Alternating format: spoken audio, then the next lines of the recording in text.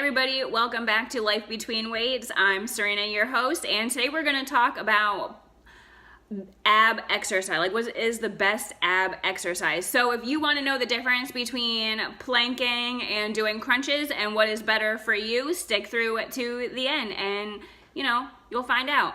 So I was doing a little bit of research because as a personal trainer, I am asked all the time, like, what is the best way to train your core?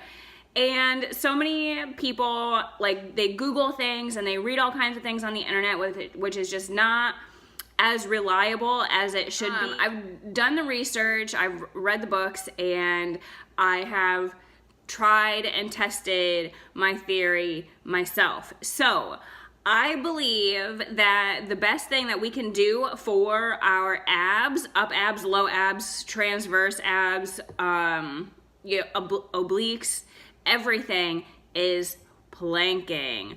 Okay, so I know everybody hates planks, and I made it kind of like a joke in one of my workout videos that I had posted a while ago about, because people say, hey, Serena, what's the best thing I can do for my shoulders? Planks. What's the best thing I can do for my abs? Planks. What's the best thing I can do for my glutes? Planks.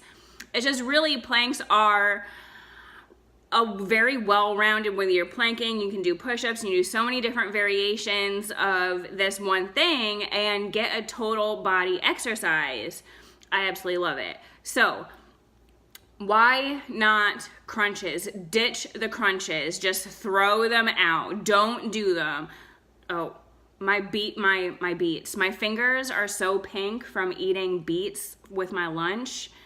Kind of threw me off guard there for a second. Okay, so again, throw those crunches out. Just forget about them and swap them for your planks. So one reason you don't want to do crunches is because we have a tendency to put our hands here behind our head and then kind of crane everything forward. We're just pushing here, and this is not good.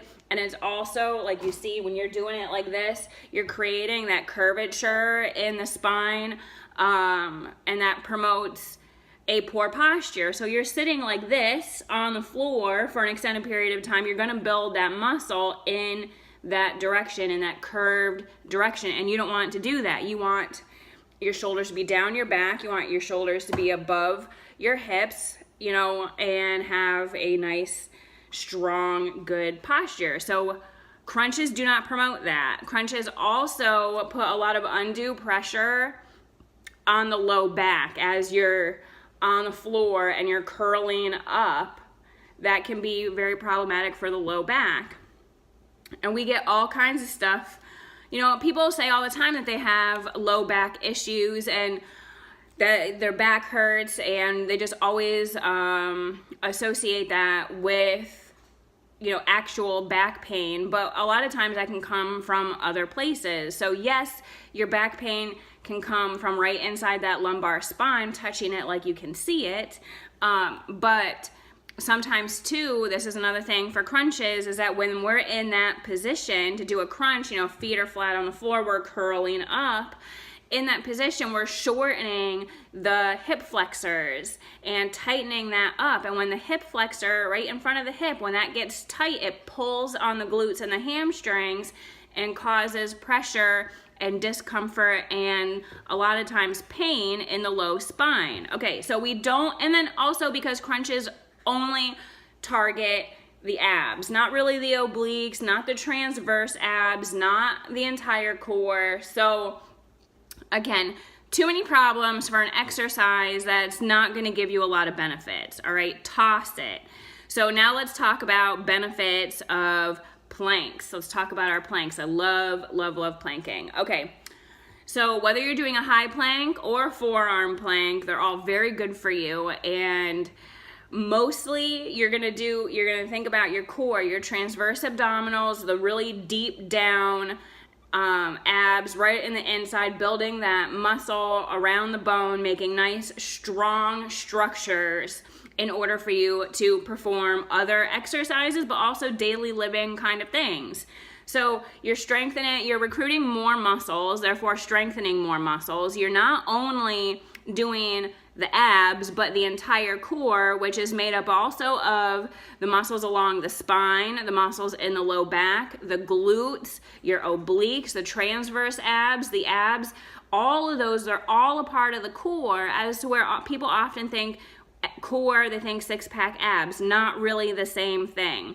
So core, excuse me, planking also promotes good posture, because if you're doing a proper plank, then your shoulders are pulled down, your back is straight, your chest is broad, just as it should be when you are standing or sitting, you know? So that is really great for that. And let me see, we don't want to sag in our planks. So whenever you're doing your planks, always to be mindful of the belly button, making sure that we're pulling that up toward the spine, in toward the spine, and then up toward the ribs. Try it right now while you're sitting. It's really difficult to do, but that's very important. When you think about the belly button that way, that activates the entire core. Now if you just flex your abs, can you feel the difference? It's crazy.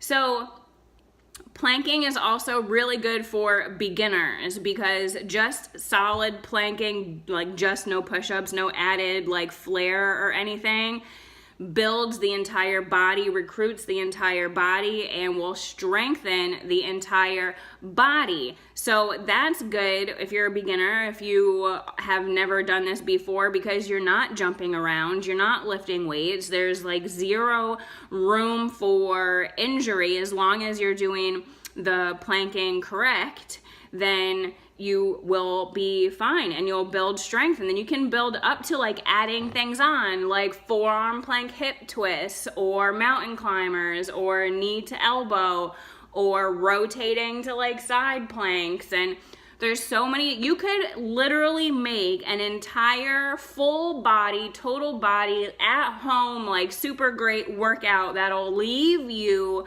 so sweaty and so strong right in your house with just planks.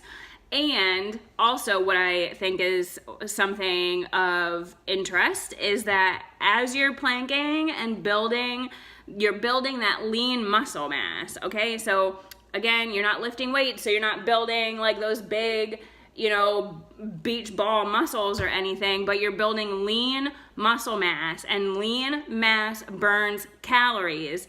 So this is especially great for the ladies, because we want to burn more calories. So if you're looking to lose weight and cardio is just not your thing, and again, I'm not really a huge fan of cardio anyway, but try planking, try the plank exercises, the different variations of and all of that, and you will find that building that lean muscle mass will help you to keep your heart rate elevated, will burn more calories. Okay, so there you go. There you have it. The difference between crunches, don't do crunches, and planks.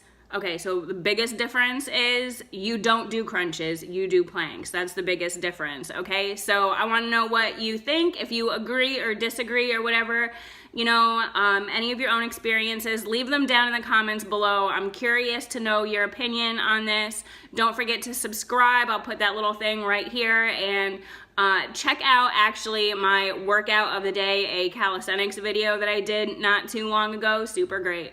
All right, see you guys.